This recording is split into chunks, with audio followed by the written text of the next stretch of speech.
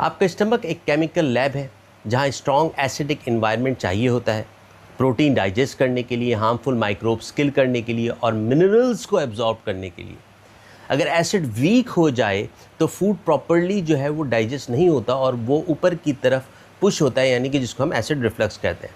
अब प्रॉब्लम यहाँ पर बिगड़ती है, आप ले लेते हैं एंटी एसिड यानी पीपीआईज, जो एसिड को और कम कर देते हैं। शॉर्ट टर्म रिलीफ तो मिलता है लेकिन लॉन्ग टर्म में डाइजेशन और वीक हो जाती है, न्यूट्रिशन डिफिशिएंसीज होती हैं जिसके अंदर मैग्नीशियम और B12 है, बोन्स और किडनी पर इसके इफेक्ट पड़ना शुरू हो जाते हैं। यानी आपने सिम्टम को ट्रीट नहीं किया बल्कि उसको दबा दिया।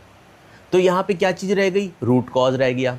रूट कॉज जिसको हम फोर्स ऑफ डिजीज़ कहते हैं, वो यूजुअली क्या होता है कि जब नेक्स्ट टाइम जब हार्ट बर्न हो तो एसिड रिफ्लक्स को दुश्मन मत समझें, रूट कॉज पर काम करें। और होम्योपैथी इसके अंदर आपको बेहतरीन सलूशन दे सकती है under the treatment of practising homeopath. तो जब भी आपको इस तरह के इश्यूज़ हों तो देखभाल कर, पता करके, जैसे आप किसी एलोपैथ के पास जाते हैं तो किसी अच्छे होम्योपैथ के पास जाके अपना इलाज करवाएं ताकि उसका फ़ायदा आपको भी हो और होम्योपैथी भी परवान चढ़े। बहुत शुक्रिया।